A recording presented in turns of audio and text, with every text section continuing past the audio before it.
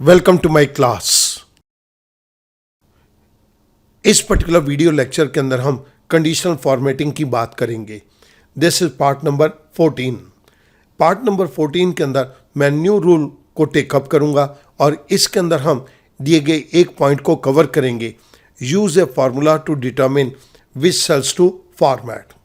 इसकी मदद से हम दी गई आइटम्स के अंदर सर्च करेंगे। आइएगा मूव करते हैं एक एक्सेल शीट के ऊपर।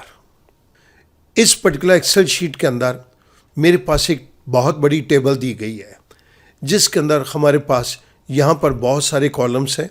The first one is serial number, second is date, the third one is country, the fourth one city, the fifth one the product, जिसके अंदर हमें डिफरेंट प्रोडक्ट्स दी गई हैं। The next one is price, इसके अंदर हमें इन डिफरेंट प्रोडक्ट्स का प्राइस दिया गया है। और उसके बाद जो सेल्समैन इन पर्टिकुलर प्रोडक्ट्स के साथ डील कर रहे हैं उनके नाम दिए गए हैं। मुझे यहाँ पर कंडीशनल फॉर्मेटिंग को टेकअप करना है। मैं इस जगह के ऊपर जिस सेल्समैन का नाम दूँ उस पर्टिकुलर सेल्समैन का सेल यहाँ पर हाईलाइट हो जाना चाहिए। जिस कंट्री का मैं नाम यहाँ पर लिखूँ उस कंट्री का नाम यहाँ पर हाईलाइट हो जाना चाहिए। मुझे यहाँ पर दो तरह से फॉर्मेटिंग करनी है। एक सेल्समैन के नाम को हाईलाइट करना है और दूसरा कंट्री के नाम को हाईलाइट करना है। इसके लिए मैं लिस्ट कमांड को यूज़ करूँगा और मैं सेल्समैन के सामने वाले सेल के अंदर क्लिक करता हूँ और मैं डेटा टैब के अंदर जाकर डेटा वैलिडेशन के ऊपर क्लिक करता हूँ। डेटा वैलिडेशन के अंदर सेटिंग्स के अंदर वैलिडेशन क्राइटेरिया के अलाउ ड्रॉप डाउन बॉक्स में मैं यहाँ पर लिस्ट कमांड को सिलेक्ट करता हूँ और सोर्स पे क्लिक कर देता हूँ। इस सोर्स के अंदर मैंने इन सेल्समैन के नाम दे दिए। बाकी के सभी नाम ये रिपीट कर रहे हैं तो मैं उन नाम को टेकअप नहीं कर रहा। आई से ओके।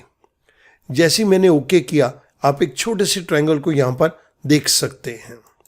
मैं यहाँ पर इसको एक डिफरेंट कलर दे देता हूँ so that this particular triangle is prominently visible to you. मैं इसके ऊपर क्लिक करता हूँ। Now I can select any of the name.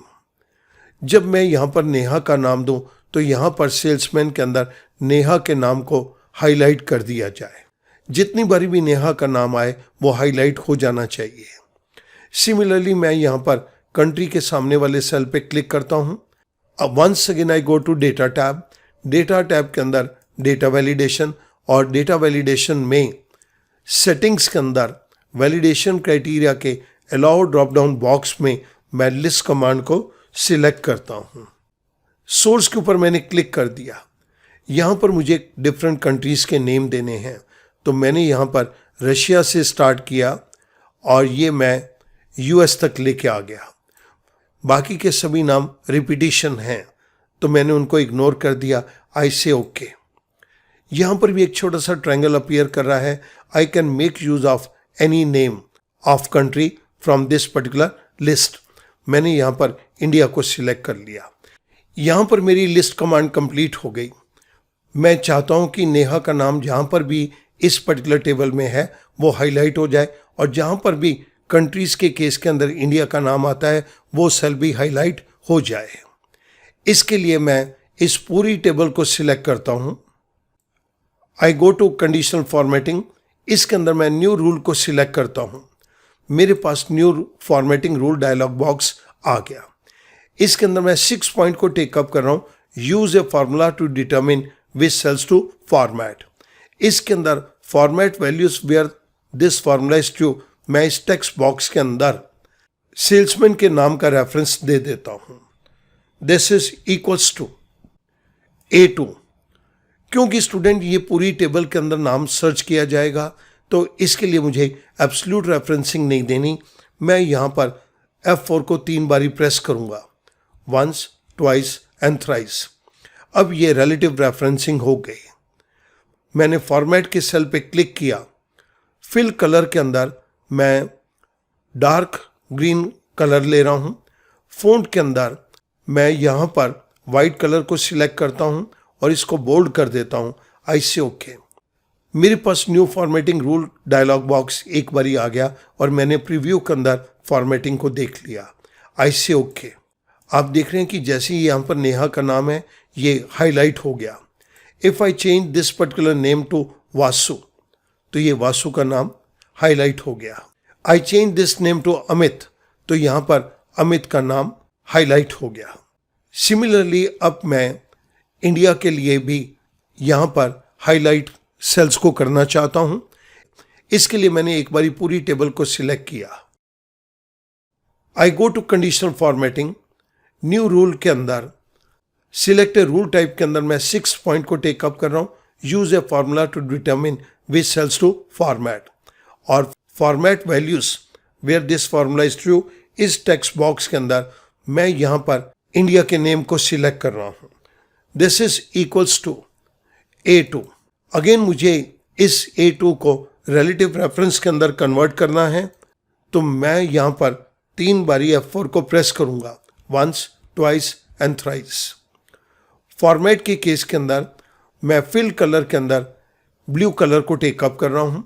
Font के अंदर मैंने बोल्ड किया और यहाँ पर मैं वाइट कलर ले रहा हूँ।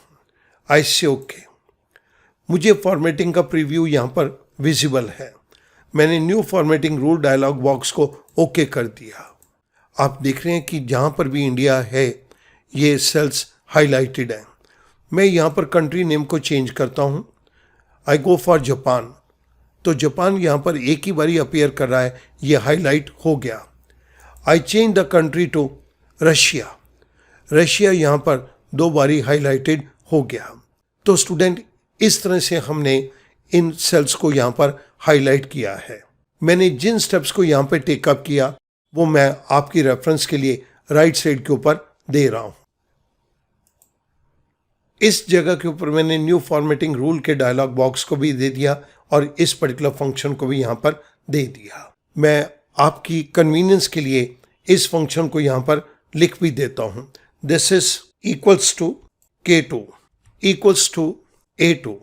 सेल्समैन के नेम के केस के अंदर हमने इस पर्टिकुलर फंक्शन को यूज़ किया। आप यहाँ पर इसको देख सकते हैं। मैं अब यहाँ पर कंट्री के केस को ले रहा हूँ। Equals to K for absolute reference के अंदर है। This is equals to A2। हमने इन दोनों फार्मूलाज को इन दोनों चीज़ों के लिए यूज़ किया है। मैं उम्मीद करूँगा ये छोटा सा क्वेश्चन आपको कंडीशनल फॉर्मेटिंग के साथ इन डिफरेंट फार्मूलाज को यूज़ करने के अंदर हेल्प करेगा। Thank you very much.